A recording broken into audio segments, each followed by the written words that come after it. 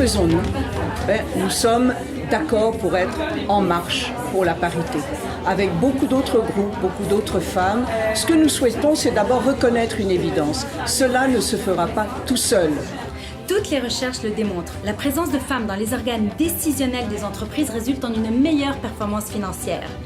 Permettre aux femmes de progresser sans plafond de verre ni plancher collant n'est donc pas uniquement dans l'intérêt des femmes, mais bel et bien dans l'intérêt de la société dans son ensemble. La capacité des femmes d'être présentes dans l'espace public est déterminante pour assurer ce que nous appelons chez nous l'égalité substantielle. À mon point de vue, cette démarche-là, elle est une démarche de fond. C'est une démarche fondamentale qui s'inscrit dans une perspective démocratique qui va permettre finalement aux femmes d'accéder au pouvoir, d'être présentes dans les lieux de pouvoir de manière paritaire. Un élément qui me tient à cœur dans cette démarche d'atteinte de la parité, c'est toute la question de la diversité. Parce que je crois qu'il faut que le modèle de parité que nous voulons promouvoir comme femmes soit aussi le reflet de la diversité à l'intérieur de cette parité. La parité femmes et hommes est possible.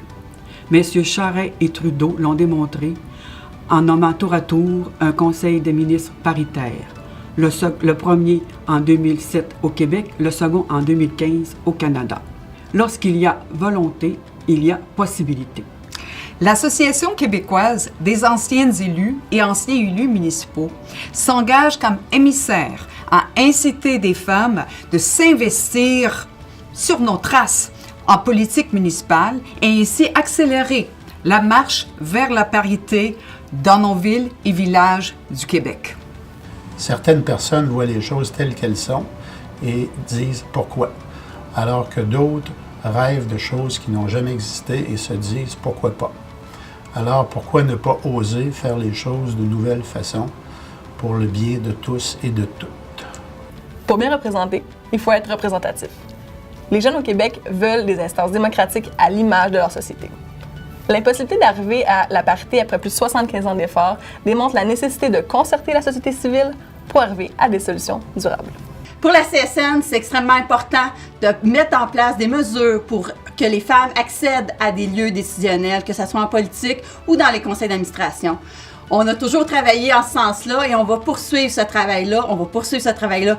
Avec le groupe, mais avec l'ensemble du mouvement des femmes, parce que l'égalité entre les hommes et les femmes, c'est par là que ça passe. Pour la FIC, en tant qu'organisation syndicale féministe composée à 90% de femmes, l'accès équitable aux femmes aux lieux de pouvoir est un enjeu important de justice sociale. La parité, tout le monde est pour en théorie, mais il faut plus que des intentions. Il faut des bonnes pratiques. Il faut des femmes et des hommes de pouvoir avec des actions concertées et des femmes inspirantes également. Le Réseau des femmes d'affaires du Québec s'active à promouvoir les femmes et à promouvoir la parité. La parité des hommes et des femmes dans les postes décisionnels favorise d'abord l'implication des femmes. Ensuite, on s'assure de la véritable influence de celles-ci. Ça reflète aussi la dualité sexuelle de notre société et ça aide aux luttes aux inégalités. Nous croyons qu'il est réellement possible de vaincre les obstacles systémiques auxquels font face les femmes lorsqu'elles veulent joindre des conseils d'administration d'organismes québécois. Nous pensons qu'il est possible de mettre en place des pratiques pour atteindre la parité.